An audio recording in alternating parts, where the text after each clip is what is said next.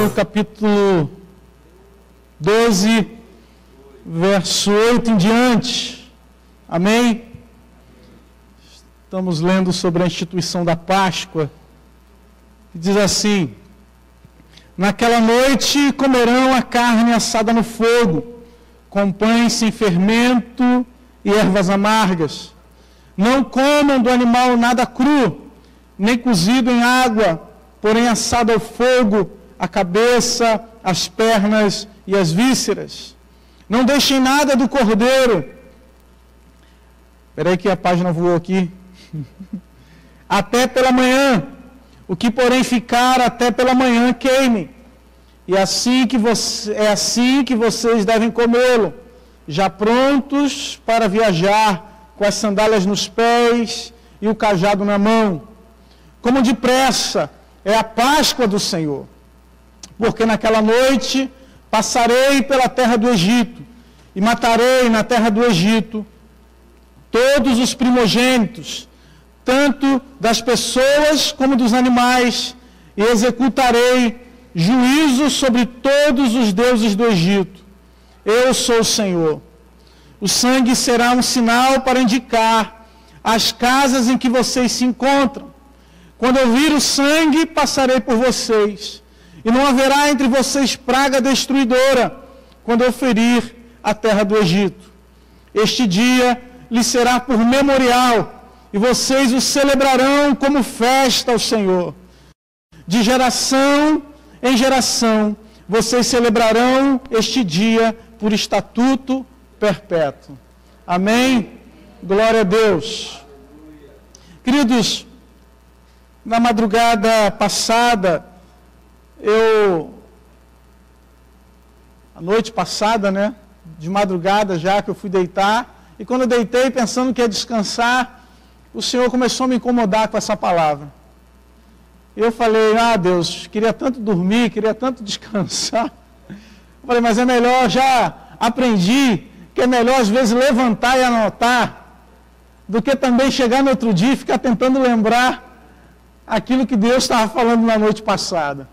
Então eu levantei, anotei, e aquilo que Deus colocou no meu coração é que todos nós estamos passando ou participando de um processo, participando de algo que Deus começou nas nossas vidas, em que começamos num ponto A e estamos indo para um ponto B, para um outro lugar.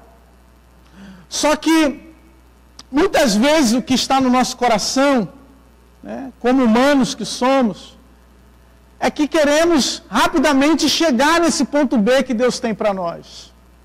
Rapidamente nós queremos passar por todo o processo e já chegar no final. Não sei se você é assim, mas tem gente que você dá um livro de presente para a pessoa vai ler a última página do livro para saber o que aconteceu, o que é o final. A pessoa começa a ver uma série, ela já quer ver o último capítulo da série, para saber o que vai acontecer depois. Esses dias, né, esse final de semana, nós antecipamos o presente do Matias. E demos para ele, ele vai fazer aniversário semana que vem, e nós demos para ele uma Bíblia, para ele trazer para a igreja, porque ele queria trazer a Bíblia para a igreja. E ele já abriu a Bíblia no livro de Apocalipse. E ele falou: papai, eu quero ler essa parte aqui. A derrota de Satanás, eu quero ler isso aqui. E a realidade é que nós somos assim, irmãos. Nós queremos já ir para o final. Nós não queremos passar pelo processo. Nós queremos já chegar na bênção de Deus. Mas nós não queremos passar pela transformação que Deus quer fazer na nossa vida. Queridos, quando nós falamos de transformação, o que vem na tua cabeça? Posso falar o que vem na minha? Vocês são curiosos, hein? Quando fala de transformação, sabe o que vem na minha cabeça? Da lagarta, que não é nada. De repente a lagarta vira um casulo, e a lagarta de repente vira uma borboleta. Me faz lembrar daqueles peixinhos que eu tentava pegar quando era criança. Eu pensava que era peixe, depois eu descobri que era girino, que virava sapo. Mas é um processo, é um ciclo. Para chegar a virar sapo, tem um processo que precisa ser passado. Uma transformação precisa ser realizada. E na nossa vida não é diferente, irmãos. Quando nós aceitamos a Cristo, é claro que o nosso nome é escrito no livro da vida. É claro que quando aceitamos a Cristo como ladrão da cruz, nós vamos nos encontrar com o Senhor no paraíso. Mas o Senhor não quer ser apenas o nosso Salvador, Ele quer ser o nosso Senhor. E para Ele ser o nosso Senhor, precisamos passar por um processo. Uma caminhada com Deus. O povo estava passando por esse processo. 9 pragas já haviam sido enviadas ao Egito. O Egito e a casa de Faraó também estava passando por um processo de Deus. Deus estava mostrando a sua superioridade sobre os falsos deuses do Egito. E cada praga representava algo que Deus estava jogando por terra naquela nação. E agora Deus estava separando o seu povo. E na última praga, Faraó, que achava que era Deus, estava prestes a chorar diante da morte. Porque o homem pode achar que é Deus, mas se tem uma coisa que nós não conseguimos vencer, é a morte. Se tem uma coisa que somos tolos como mortais, porque a morte nos lembra como nós somos tolos em achar que temos alguma coisa, que temos alguma autoridade, que temos algum poder, porque no final todos nós vamos para o mesmo lugar, queridos. Todos nós vamos para o mesmo, teremos o mesmo fim. Estaremos daqui a alguns anos debaixo da terra. E é aí que entra a pergunta da palavra de Deus: tolo, essa noite pedirão a tua alma, e o que você tem guardado, para quem você tem preparado, você tem reservado? Essa praga, essa última praga, é o juízo de Deus sobre a casa de Faraó. É o juízo de Deus sobre o sangue real. E o sangue real não escaparia. Ou, aliás, só escaparia se tivesse o sangue do Cordeiro nos umbrais da porta. Nem o povo de Deus escaparia, irmãos, se não fosse o sangue do Cordeiro. Não sei se você percebeu isso no texto. Quando Deus diz, olha, vocês comam e passem o sangue do Cordeiro, se alguém desobedecesse, não passasse o sangue do Cordeiro, tchau, ia morrer junto, como a casa de Faraó. Queridos, Deus nos ama tanto. É por isso que o Cordeiro é tão importante para a Páscoa. É por isso que o Cordeiro é tão importante para as nossas vidas, é tão importante para aquilo que Deus vai fazer na nossa vida, porque Ele é o substituto das nossas transgressões. Ele é o substituto dos nossos pecados. É Ele que morre para que nós não morramos. É Ele que dá o seu sangue para que a culpa não esteja sobre nós. É Ele quem se entrega para que a gente não sofra a condenação. Páscoa significa passar por cima, porque o Cordeiro ou o anjo da morte, quando via o sangue do Cordeiro, ele passava direto, passava por cima. Não, nessa casa eu não posso entrar, porque aqui tem o sangue do Cordeiro. Da mesma forma, querido, acontece com você. Quando o inimigo tenta te atacar, quando o inimigo tenta acabar com a tua vida, quando o inimigo tenta alguma coisa contra a tua família, ele olha e vê, não, ele tem o sangue do Cordeiro, ela tem o sangue do Cordeiro, eu não posso tocar na vida dele, eu não posso tocar na vida dela. Aleluia, Jesus. Aleluia, Jesus. Mas o que eu quero dizer para você nessa noite, irmãos, é que apesar dessa ser a última praga, não era o fim. Será que você pode dizer isso para o seu irmão? Ainda não chegou o fim, meu irmão. Apesar dessa ser a última praga, queridos, a Páscoa não simboliza o fim, mas a Páscoa simboliza um novo começo de Deus nas nossas vidas. Um novo começo, uma nova oportunidade de Deus. A Páscoa simboliza a libertação de Deus, simboliza a fartura de Deus por meio do Cordeiro, simboliza a comunhão, porque eles tinham que comer juntos, simboliza a proteção de Deus, porque Deus é quem guarda. Então simboliza algo que Deus está fazendo. E simboliza tanto um começo de Deus, irmãos, que no verso 11, que nós lemos, diz: é assim que vocês devem comê-lo, já prontos para viajar. Começa o ponto A aqui do povo de Deus. Eles iam estar, a Páscoa era preparação para uma viagem. Deus estava dizendo: ó, comam proteína, na linguagem de hoje.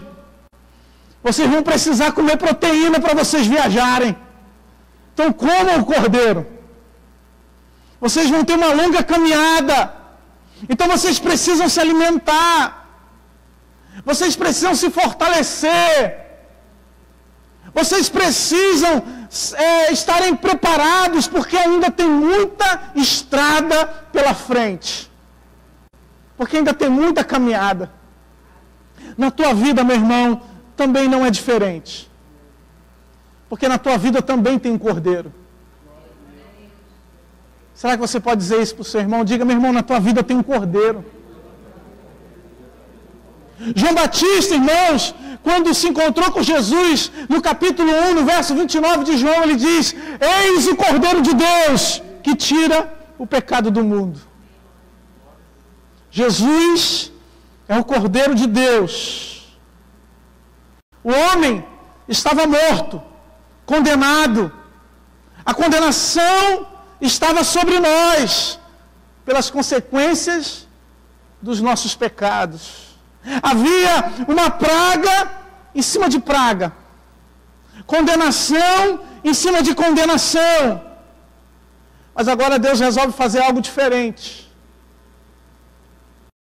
Se lá no Egito Deus endureceu o coração de Faraó, agora Deus resolveu quebrantar corações. Deus resolveu quebrantar os nossos corações, enviando o seu próprio Filho para morrer na cruz pelos nossos pecados. Deus estava dizendo, quando Deus envia o seu Filho à terra, Ele está dizendo para nós: eu me importo com você, eu me importo com as suas dores, eu me importo com a tua dor e o teu clamor por esse período de escravidão espiritual. Ele está dizendo para nós: eu me importo com as tuas dores, eu me importo com as chibatadas que você sofre. Aleluia. Eu sei o que você tem vivido, eu sei o que você tem passado. Hoje, pela manhã, no momento do ofertório, eu tive a oportunidade de trazer aqui uma palavra, e o que motivou a ação de Deus com relação ao povo foi a oração. Porque quando o povo começou a ser castigado, quando o couro começou a comer, a primeira coisa que o povo fez foi clamar ao Senhor. Porque Deus não rejeita o clamor do seu povo, meu irmão. As tuas orações são ouvidas, são escutadas diante de Deus. Deus ouve as nossas orações. E a vida de Jesus, irmãos, também teve um ponto A e um ponto B. A vida de Jesus também teve um início. No princípio era o Verbo, e o Verbo estava com Deus, e o Verbo era Deus. Mas Ele se fez homem, Ele se fez carne. Tem um ponto A na vida de Jesus, tem uma manjedoura. Tem um lugar que esse menino nasceu. Para ele nascer, precisou de uma preparação, de uma virgem. E um anjo falou com a virgem: o Espírito do Senhor está sobre ti, e o poder do Altíssimo te envolverá. Porque para ele vir, ele tinha que vir sem pecado, sem mácula. Igual aquele cordeiro que era morto. Igual o cordeiro que precisava ser sacrificado. Ele tinha que vir sem pecado. Ele tinha que nascer de forma pura. E o menino veio e foi crescendo.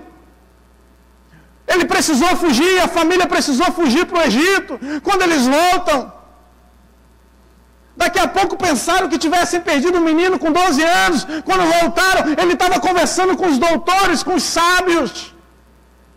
Esse menino começa a crescer. O ministério dele começa sendo batizado no deserto, no Jordão por João Batista. E depois ele é conduzido pelo Espírito ao deserto. Existia um ponto A. Existia um começo na vida de Jesus, mas esse começo, esse trabalhar de Deus fazia parte de um processo de Deus, de uma transformação de Deus. Porque Deus começou, a primeira coisa, usando João Batista, a aplanar os caminhos do Senhor, a quebrantar corações, a mostrar que precisava ter arrependimento. Daí quando Jesus chegou, a mentalidade começou a mudar. Milagres poderiam acontecer. O cego podia enxergar. O mudo podia falar de novo. Aquela que sofria há anos com fluxo de sangue, de repente estava curada. De repente um endemoniado que ninguém conseguia segurar, ele se prostrou diante de Jesus, os demônios, e todos eles foram embora. De repente o milagre chegou. E aí nós pensamos, nossa, ser do ministério de Jesus devia ser bom demais. Devia ser tremendo, irmão, ser do ministério de Jesus, da equipe de, imagine, pastor, a gente na equipe de Jesus. A gente pensa, nossa, ia ser bom demais. Que a gente quer fazer parte. Mas a gente não entende que para tudo que a gente vai fazer parte existe um sacrifício. Para tudo que Deus começa na nossa vida, alguma coisa a gente tem que deixar. Para ver uma transformação de Deus na nossa vida, alguma coisa a gente vai ter que abrir mão. O girinim está lá nadando, daqui a pouco ele não pode mais nadar daquele jeito, ele vira, começa a ter braço. O casulinho, para virar borboleta, ele vira, a borboleta consegue voar, mas a borboleta não consegue ser como uma lagartixa, como uma lagarta. Você está nesse processo. Não estou dizendo que você é lagarta, não. Você é mais bonito que uma lagarta, amém? Mas você está fazendo parte também de um processo de Deus, de uma transformação de Deus. E nós falamos, eu quero, Senhor, fazer parte do teu ministério. Mas será que você está disposto a abrir mão da tua casa? Será que você está disposto a abrir mão da tua família? Ué, como assim, pastor? Jesus falou, as raposas têm covis, as aves do céu têm ninho, mas o Filho do Homem não tem onde reclinar a cabeça. O ministério de Jesus era itinerante, irmãos. Por acaso ele conseguia, às vezes, dormir na casa de um irmão. Por acaso, né, às vezes ele foi convidado, né, para entrar na casa de Zaqueu, de alguém que tinha dinheiro, mas, de regra, era andando. E às vezes nós estamos dispostos a ver o milagre, mas a gente não quer fazer parte do processo. A gente não quer andar com Jesus. A gente quer ver Jesus, a gente quer ver o milagre de Jesus, a gente quer ver o cego enxergar, a gente quer ver o mudo falar, a gente quer ver as coisas de Deus acontecerem, mas Deus está perguntando, e quem quer andar comigo? Quem quer ficar junto comigo? Quem quer caminhar comigo? Quem quer ter o cordeiro junto com ele todos os dias? Porque a caminhada é caminhada com Deus. A gente fala, tem um texto muito bonito, né? Uma história muito bonita, que você estava andando, de repente tinha 2 passos, quando você olhou para trás, estava só um passo, porque Deus te levou nos braços. Oh, que coisa linda! Amém, Deus nos ajuda, Deus nos sustenta. Mas nós precisamos, em algum momento, abrir mão de alguma coisa para seguir o Cordeiro de Deus, para andar com Jesus. Esses homens abriram mão de muita coisa. E quando vai se aproximando do ponto B, quando vai se aproximando do momento em que o Filho de Deus vai entregar o seu corpo como oferta, como sacrifício vivo, santo e agradável a Deus, a gente pensa, agora vai ser bênção, agora vai aliviar. Aí sabe o que tem, irmãos? Tem Getsêmani. Tem Jesus sendo espremido, amassado. Tem Jesus, né, sendo condensado naquele jardim. saindo azeite, a ponto do seu suor se transformar em sangue, clamando: Pai, afasta de mim esse cálice, porém seja feita a tua vontade. É o lugar da prensa, meu irmão. Jesus foi prensado por nós, foi traído por nós, sofreu coroa de espinhos, cravo, chicotada, foi ridicularizado. O ladrão que estava do lado falou: esse daí não serve para nada. Mas um aceitou Jesus. Às vezes a gente pensa: será que compensa sofrer tudo isso, mas para um? Às vezes a gente pensa, né? Será que compensa todo esse sofrimento para às vezes ver uma alma? E a Bíblia diz que há festa no céu quando um pecador se arrepende. Que uma alma tem um grande valor para Deus. Oh, aleluia! E às vezes nós ficamos pensando naquilo que podemos deixar, naquilo que podemos perder. Mas tem uma coisa boa de Deus para você hoje, amém? Sabe o que é, irmã? Calma, irmã, está nervosa. Irmã está curiosa. É que aquilo que é um ponto B para Jesus é um ponto A para nós. Aquilo que parecia o fim para Jesus, na realidade representava um novo começo para nós. Representa um novo começo para a tua vida. Uma nova oportunidade de Deus para você. Uma nova chance que Deus está nos dando. Se o filho de Faraó, que se achava Deus, morreu e continuou morto, pelo contrário agora, o Filho de Deus morreu e ressuscitou. Ele morreu, mas a morte não o conteve. Ele é o Filho do Deus vivo e verdadeiro. O filho de Faraó, Faraó chorou, Faraó pranteou a morte do seu filho. Mas agora, o Filho de Deus, ele ressuscitou. E a Bíblia diz que ele está sentado à destra do Deus Todo-Poderoso. Ele está pronto para te abençoar. Ele está pronto para fazer algo novo na tua vida. E é por isso que é na ressurreição de Cristo, na Páscoa, num domingo como esse que nós estamos vivendo, que se dá início ao que nós chamamos igreja. Porque quem estava disperso, quem já estava desanimando, quem já estava saindo de Jerusalém, indo para outros lugares, quem estava com dúvida, de repente voltou, acendeu uma chama no coração. Porque algumas mulheres foram no sepulcro e disseram: ele ressuscitou, ele não está morto. Ele está vivo. Algumas mulheres testemunharam e falaram, e alguns não acreditaram. Alguns tiveram que pôr as mãos nas chagas de Jesus.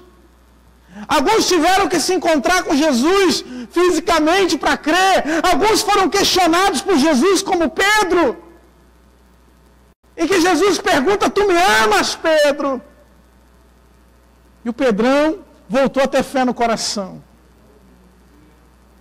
Então, antes de Jesus ascender aos céus, no capítulo 1, no verso 8 do livro de Atos, ele deixa para nós dizendo que nós receberemos poder ao descer sobre vocês o Espírito Santo e serão minhas testemunhas tanto em Jerusalém, como em toda a Judéia e Samaria e até os confins da terra. Jesus estava dizendo: eu cheguei no ponto B, eu cumpri minha missão, agora a missão é de vocês. Eu cumpri o propósito, agora existe um propósito na vida de vocês. Eu cheguei no lugar que Deus tinha para mim. Agora a igreja começa um novo propósito, mas vocês não estão sozinhos. Eu deixo o Espírito Santo. Porque o Espírito Santo, meu irmão, é quem vai com você na caminhada. Porque quem vê a tua vitória não sabe o que você passou. Quem vê os teus troféus, quem vê os teus diplomas, quem vê as coisas que você tem, de repente pensa: para ele foi fácil demais, mas não sabe o processo que você passou para chegar. não sabe a luta que você teve, o tempo que você passou de madrugada se esforçando, não sabe, né, o quanto você teve que lutar para aprender, para conquistar alguma coisa, e às vezes julga você por aquilo que você tem. Mas não sabe da metade do que você viveu. Mas existe um Deus que nos conhece. A Bíblia diz que Ele nos conhece por dentro, Ele sabe. Ele sabe, antes que fôssemos formados no ventre das nossas mães, Ele já nos conhecia, já nos sondava. Por isso, tudo está contado diante dEle. 50 dias depois da Páscoa, a igreja reunida, dia de Pentecostes, de repente vem um vento impetuoso na casa onde eles estavam reunidos. E aqueles homens que antes andaram com Jesus, caminharam com Jesus, agora saem falando da palavra de Deus ousadamente numa Páscoa. Aliás, num período após a Páscoa, mas também numa festa. E agora o temeroso Pedro, aquele que negou Jesus, o mesmo, começa a pregar a palavra de Deus. Ele começa a proclamar as maravilhas de Deus. Porque na descida do Espírito Santo, a Bíblia diz que eles começaram a falar em outras línguas das maravilhas de Deus. Tem maravilha de Deus na sua vida? Porque a gente só pode falar daquilo que a gente vivencia. O nosso testemunho só tem valor se for um testemunho fidedigno. Sabe por que Satanás quer te matar, querido? Quer acabar com a tua vida? Porque testemunha morta não tem valor. Testemunha só tem valor se estiver viva. E é por isso que Deus mantém você vivo até hoje. Para você ser testemunha das obras de Deus. Deus não podia, né, a gente aceitar Jesus, já levar a gente para a glória. Mas Deus quer testemunha na terra. Deus quer um povo que tem experiência com Ele. Deus quer um povo que tem intimidade com Ele, um povo que conhece, um povo que já viveu e que anda com Ele, porque Deus está querendo saber do processo, Deus não quer saber, Deus até tem um plano para você no futuro, mas o mais importante é o processo daquilo que Ele está fazendo na tua vida, porque quando você entrou aqui, quando você chegou nesse lugar, quando você foi para os caminhos do Senhor, talvez você tenha entrado como aquela lagarta, não se movimentava direito, talvez cheio de problemas, cheio de pecado, mas Deus foi fazendo coisas na sua vida, Deus foi transformando áreas da sua vida, Deus foi mudando a sua mente, o seu coração, Deus foi mudando você por completo. E agora o temeroso Pedro começa a pregar ousadamente. No capítulo 2, no verso 41 de Atos, a Bíblia diz que 3.000 são batizados com a pregação de Pedro. Agora a igreja começa a crescer, a igreja começa a ter um ponto A. E o ponto A da igreja começa com algo maravilhoso que Deus faz. Vidas convertidas, milagres sendo realizados, os cegos voltam a enxergar, os mudos voltam a falar. O homem que estava pedindo esmola na porta do templo, de repente os discípulos passam, Pedro e João, ele disse: não temos prata nem ouro, mas o que temos isso te dou, levanta e anda.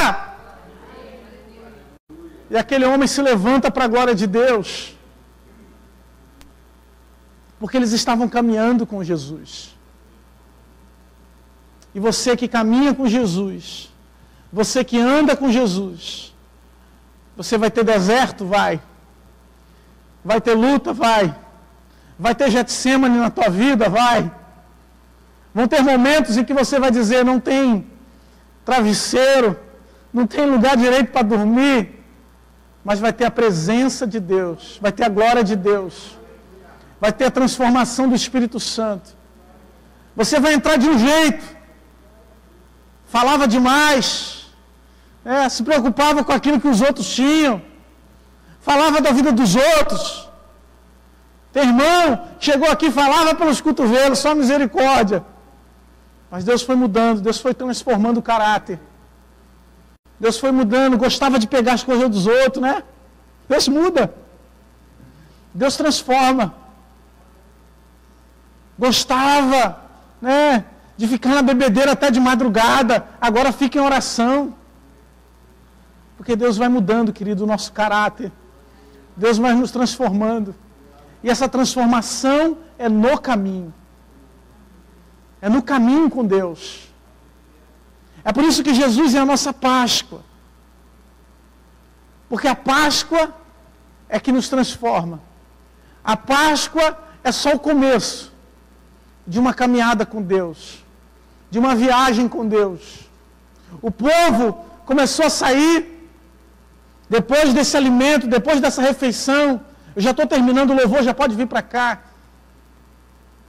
Depois daquela refeição, o povo estava preparado agora para ir na direção de uma terra que manava leite e mel. Deus leva o povo por meio do Mar Vermelho. Abre o mar, o povo passa, os cavaleiros de Faraó morrem. Só que do outro lado, começa a haver murmuração, contenda, paradas no meio do caminho. Porque houve um processo. Até ver quem realmente ia entrar na terra prometida. Irmãos, não vamos ficar no meio do caminho nesse processo. Deus não te fez para isso. Amém? Será que você pode dizer isso para o seu irmão? Diga, irmão, você não vai morrer no deserto, não. Porque quando a gente fica murmurando, a gente fica criando contenda, a gente fica criando problemas, a gente morre pelo caminho, irmãos. A nossa vida espiritual não vai para frente. Nossa vida espiritual não avança. Quando a gente fica preocupado com o cargo, quando a gente fica preocupado com aquilo que o outro tem, a gente não tem. Quando a gente fica preocupado, né, com políticas dentro da igreja, quando a gente fica preocupado com uma série de coisas e não está atento que Deus está com a gente. Qual que era a maravilha do deserto? Deus estava com o povo. Deus dava maná, Deus dava água da rocha. É Deus presente. O menino crescia, o sapato crescia no pé do menino, a roupa crescia junto com as crianças. Tinha nuvem de fogo de noite, tinha nuvem durante o dia para proteger do sol. E às vezes a gente está preocupado com a cebola do Egito, com aquilo que a gente tinha, com o status que a gente possuía antes de escravo. A gente era escravo, mas pelo menos a gente tinha cebola. Enquanto Deus está querendo te dar vida eterna, liberdade. Enquanto Deus está querendo fazer maravilhas na sua vida. E a gente está querendo, Senhor, saudade daquela balada que eu ficava a noite toda. E Deus está falando, tem coisa maravilhosa para você. A Bíblia diz que aquilo que o olho não viu, o ouvido não ouviu, aquilo que jamais penetrou no coração do homem, são as coisas que Deus tem preparado para nós. São as coisas maravilhosas de Deus para nós. Aleluia, Jesus. Aleluia, Jesus. Antes de nós servirmos a ceia, queridos, eu queria perguntar para você, onde você precisa de uma transformação de Deus? Em qual área da sua vida você precisa, Senhor, eu parei no meio desse processo. Eu preciso continuar, eu preciso avançar, Senhor. Eu preciso de uma transformação. Eu preciso, Deus. Porque Deus, eu tenho certeza, irmão, começou algo na sua vida. Eu tenho certeza que Deus já começou a fazer algo na sua vida. Mas de repente teve áreas que não avançou. Tiveram áreas que ficaram paradas, estão paradas. Mas Deus está falando contigo hoje. E Deus está dizendo, irmão, entrega para Ele. Entrega o teu coração, entrega a tua vida. Deixa Ele movimentar. Deixa Ele te conduzir. Simplesmente segue os caminhos dEle. Porque às vezes queremos chegar no ponto B seguindo o nosso caminho. Seguindo a nossa direção. Nós muitas vezes somos orgulhosos. Não queremos dar o braço a torcer que estamos errados. Mas o Espírito Santo fala contigo nessa noite. E se o Espírito Santo falou com você, meu irmão, entrega ao Senhor. A Bíblia diz: entrega o teu caminho ao Senhor, confia nele, e o mais ele fará na tua vida. Esse mais pertence a ele. Esse mais pertence ao Deus Todo-Poderoso. É aquilo que só Deus pode fazer. É aquilo que homem nenhum pode realizar por você. Só o Senhor pode fazer. Qual é o milagre?